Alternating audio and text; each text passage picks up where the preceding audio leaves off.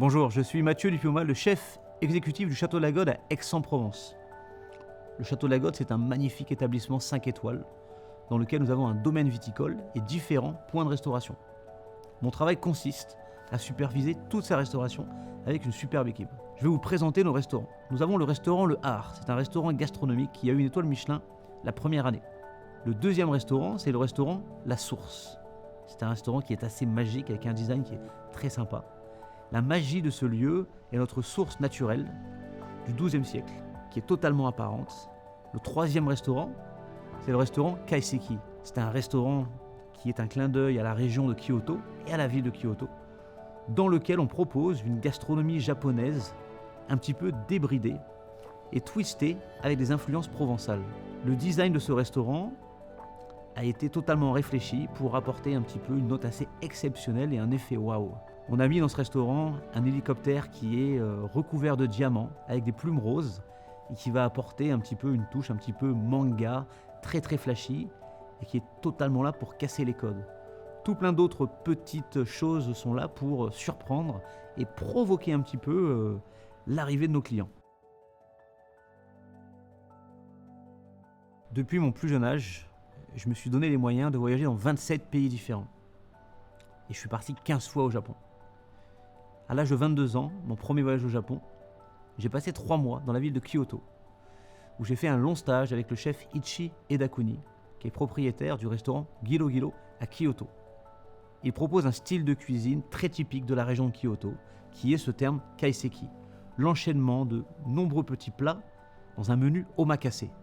Menu omakase qui veut dire menu carte blanche. Grâce à ce voyage, j'ai eu la chance de découvrir tout plein de producteurs, où Eda-san m'a amené avec lui, à la rencontre d'un petit producteur de wasabi, comme à la rencontre d'un petit producteur de whisky. Et tout ça a été très enrichissant pour moi. Il y a 3 ans, j'ai amené toute mon équipe, nous sommes partis à 17 au Japon pendant 21 jours. Et l'idée de ce voyage était en fait de partager cette passion pour le Japon à mon équipe. Et nous avons organisé une sorte de road trip gourmand, où l'idée était que nous soyons des ambassadeurs de la gastronomie française et nous venions découvrir les produits japonais avec lesquels nous avons réalisé différentes recettes. Nous avons réalisé un premier événement à Nagoya, qui était le Tokai Festival. Le thème de cet événement était que chaque producteur de la région nous offre de magnifiques produits afin que nous puissions apporter notre touche franco-provençale. On a eu la chance de travailler le bori, qui est la sariole. On a eu un très très beau bœuf de Matsuzaka. On a pu aussi travailler différents types de saké, différents types de miso. On a passé un événement qui était juste formidable. Le deuxième voyage, nous sommes partis à Hiroshima, à la rencontre du chef Kinishi Koyama, chef propriétaire du restaurant Le Jardin Gourmand, une étoile Michelin. Ça a été une collaboration qui a été assez magique, avec un échange et une passion qui était assez folle. Le chef Kinishi Koyama, avant de réaliser notre 4 mains, nous a amenés avec lui à la rencontre de différents producteurs. Nous sommes allés voir un producteur d'agrumes, où nous avons récupéré nos agrumes. Nous sommes partis sur la baie d'Hiroshima, dans un parc à huîtres, très très tôt le matin, pour ramasser des huîtres qui étaient juste magnifiques, que nous avons derrière utilisées pour notre repas. Nous sommes allés voir sur une petite île la création de la sauce soja, pour comprendre toute cette complexité et comprendre un petit peu le travail de la fermentation sur une sauce soja. Derrière, nous avons eu la chance de visiter une très vieille maison où ils réalisent du saké pour pouvoir faire une super dégustation, récupérer du marc de saké pour pouvoir derrière réaliser un sublime dessert. La richesse et les sublimes expériences que j'ai pu vivre au Japon ont permis aujourd'hui d'apporter ce fil conducteur dans la gastronomie au Château de la Gode. Donc c'était tout en logique d'ouvrir ce restaurant Kaiseki, dans lequel aujourd'hui j'essaie de retransmettre une émotion et une passion pour le pays du soleil levant.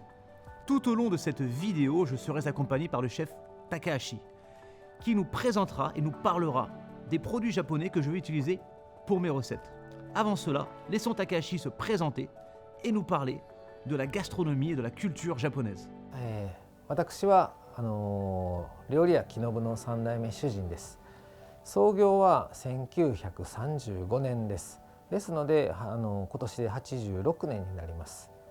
もともとは仕出しといいまして、その料理をご家庭に運ぶ仕事から始めまして、そこから店を構えてこのような料亭になっております。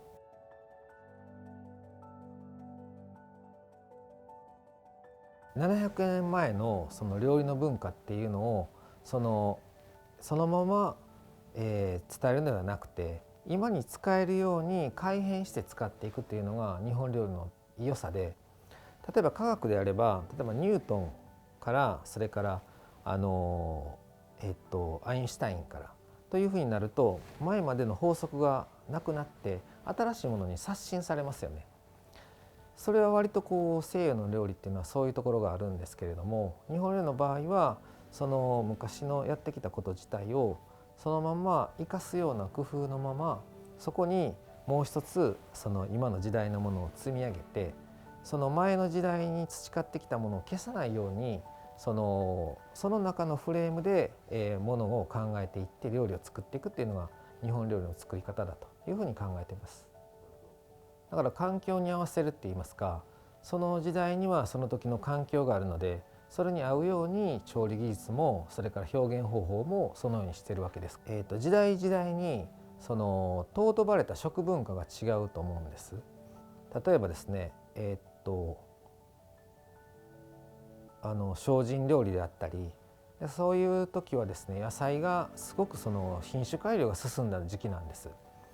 でそのお野菜をどんどん海外から種を取り寄せて栽培をして、日本の風土に合うようにしてお野菜をどんどん育てていったと。そういう時に関してはお野菜をおいしく食べる工夫がどんどん発達しましたし、反対にその室町時代のような時は武家社会ですから、そういうところから始末をする料理ですから、できるだけこう魚は干したものをとか、それから乾物をたくさん使うようになったりとかで、あとはその祝いの時には本膳形式といいまして、非常に豪華な食事で、それぞれ鯛を焼いたりとか、それから非常に遠いところから食材を取り寄せて包丁人に複雑な調理をさせてみたりというふうなところもあったりで、さまざまなその時代に応じてその調理法も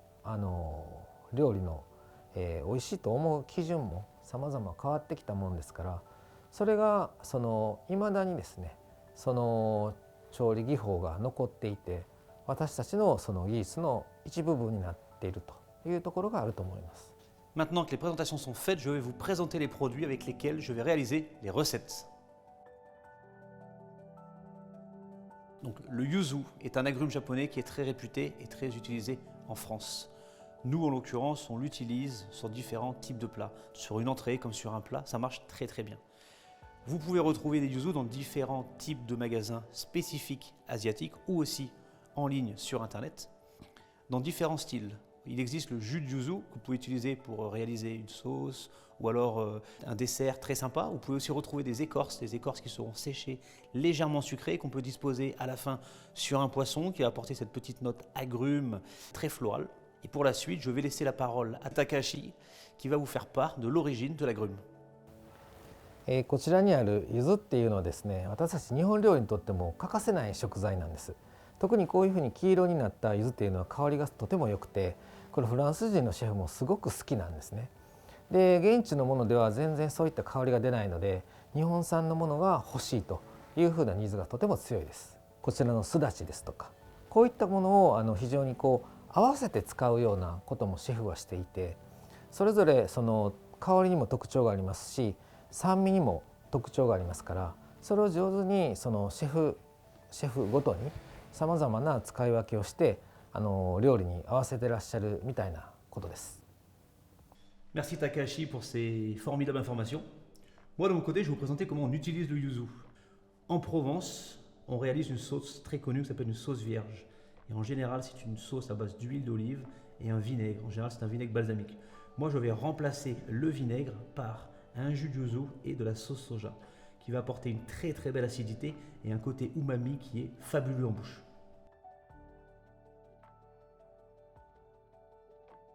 Donc le miso, c'est une pâte de riz et soja fermenté. On peut évidemment le retrouver en France dans différentes petites boutiques spécialisée dans les produits asiatiques. Et il existe énormément de différents types de miso. Je vais laisser Takahashi nous les présenter. こちらに用意してあるのは白味噌と赤味噌。こちらは主に米を使ってるんですね。米と大豆。でこちらの方は大豆のみで作ったお味噌です。ですのでそういった特徴があり、こちらは甘く、それからこちらは少し渋みがあって辛みがあると。ですのでどちらかというとこちらの方が醤油に近い感じですね。でその白味噌はどちらかといえばお野菜によく合います。それからお魚、それから甲殻類にも合います。それから赤味噌の場合はそうですね、お肉が美味しいですかね。お野菜でも合うんですけれどもお肉にも非常に合わせやすいということで、それがまたその食材のその味わいを引き立ててくれるようなそのうまみ調味料だというふうに思います。それはメイラード反応って言ってその焦がすことによってすごく香りが立ってきますので、お味噌を少し焦がして食べるという文化は日本にもたくさんありますので。Ah, la fameuse réaction de Maillard, c'est une technique très utilisée dans la gastronomie française. Moi, je vais l'utiliser sur différents types de recettes. En l'occurrence, le miso blanc, on va en fait tout simplement le disposer au fond de l'assiette et le brûler au chalumeau, on va le caraméliser. Et c'est ce qui va apporter un mélange un petit peu de sucré-salé et un côté un petit peu torréfié avec cette technique de la réaction de Maillard.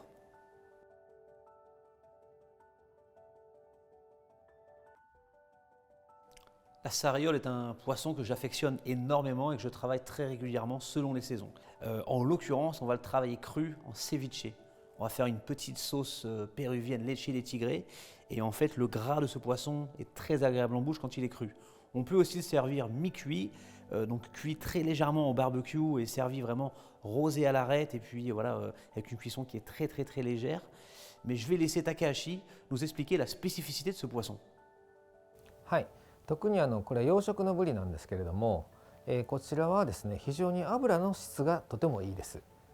もうどんどん飛躍的にブリの養殖っていう技術は進んでいて全然臭みがなくて、ですけれども何かその非常に油の香りっていいますか、十分な油の香りがありますので、それを普通にソテーして焼いても油がじわっと出てきてですね、その油で表面がカリッと焼けるようなところもありますし、なおかつその油が非常に多いですから身が硬くなりにくいんですね。そういった特徴があるので非常にブリという魚は日本料理のみならずそのさまざまな各地の料理にも使える食材だというふうには思います。Merci Takahashi pour ces précieuses informations.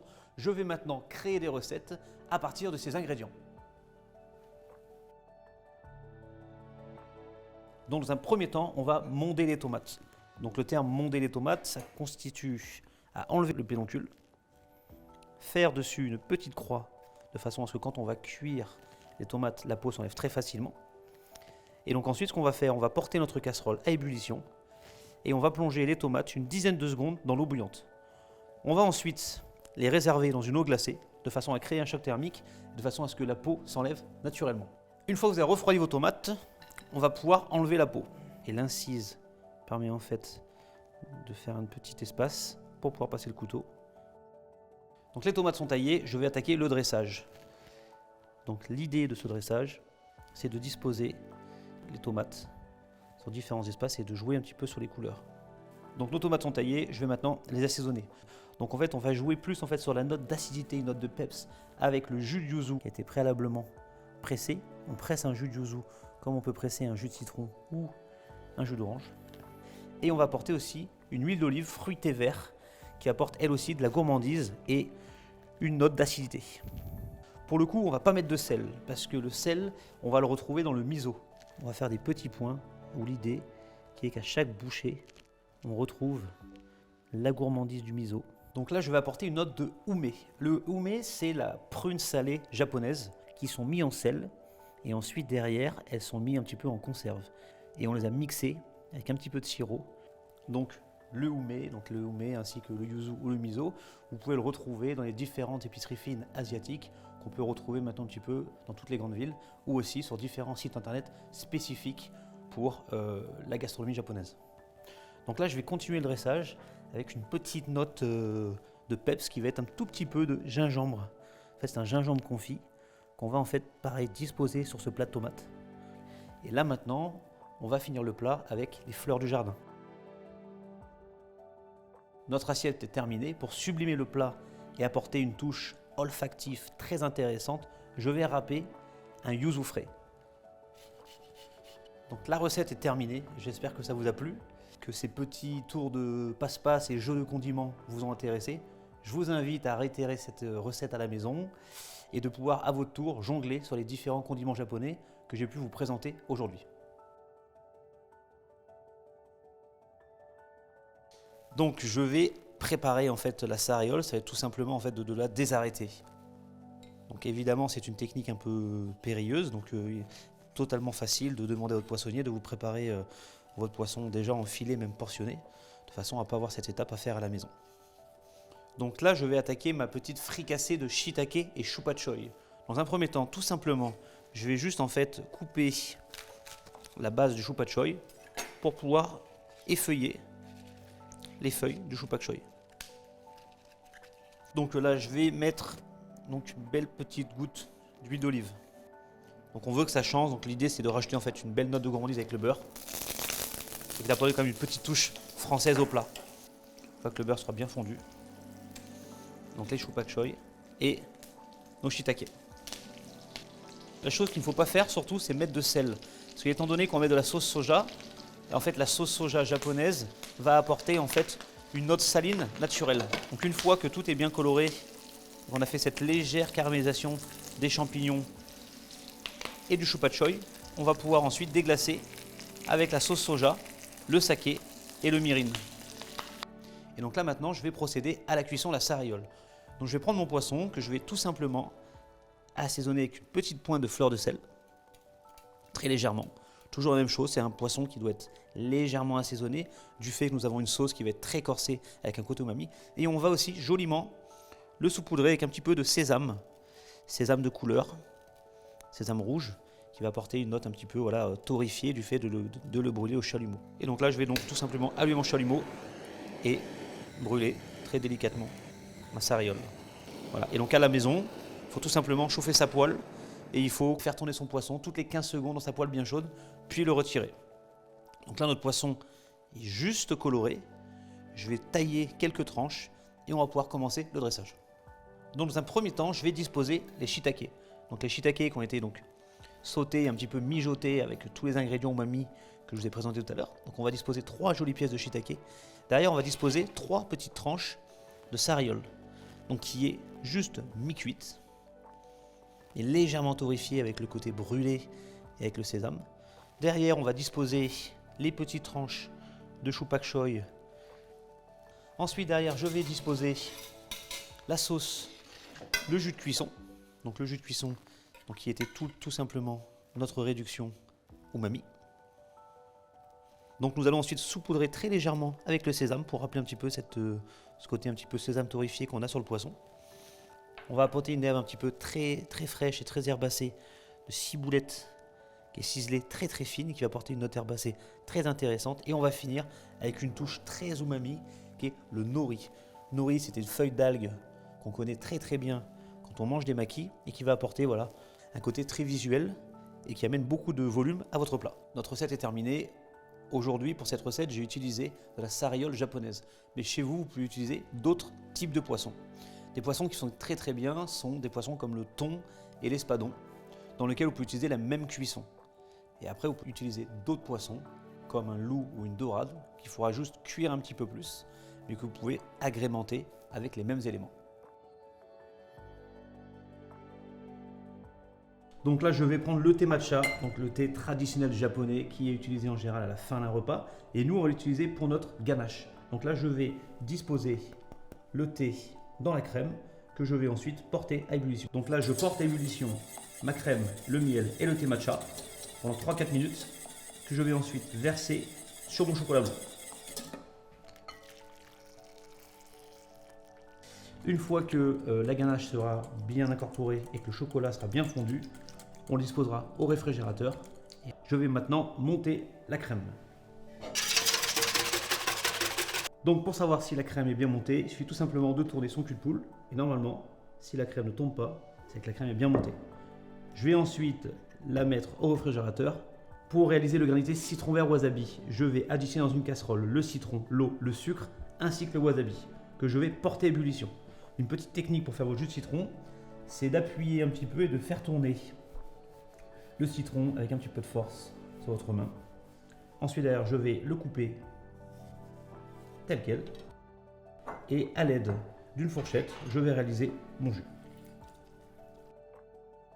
Donc là, je porte à ébullition l'eau, le wasabi, le citron et le sucre que je vais ensuite disposer dans une plaque. L'idée pour votre recette à la maison, c'est de disposer dans une plaque assez longue de façon à ce que le granité puisse congeler assez rapidement. Hop là, tel quel, voilà. Donc ma recette est finie, je vais le mettre au congélateur. Idéalement, cette recette doit être faite un jour à l'avance de façon à ce que le granité ait le temps de congeler. Donc je viens de sortir mon granité et ma ganache montée du réfrigérateur. Le granité a été donc préalablement gratté à la fourchette de façon à réaliser des petits cristaux.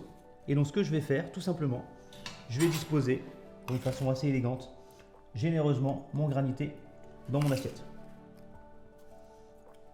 L'idée c'est que le granité va apporter énormément de fraîcheur avec cette note un petit peu piquante qu'on retrouve avec le wasabi. Et là je vais aller très généreusement mettre une petite quenelle, tout simplement, de ganache montée au chocolat blanc. Et je vais finir avec des petites fleurs de cosmos que je vais disposer tout simplement dessus. Et entre temps, ce que je vais faire, je vais saupoudrer avec un petit peu de sancho. Donc le sancho, qui est ce poivre japonais et qui va apporter cette note un petit peu explosive au dessert avec beaucoup d'originalité. Après la dégustation, ce qu'il faut, c'est tout simplement en fait aller bien au fond pour pouvoir avoir la fraîcheur et la note explosive du wasabi et surtout ensuite dessus la gourmandise du chocolat blanc thé matcha et on finit avec le sancho. J'espère que cette vidéo vous a plu. À bientôt et belle dégustation.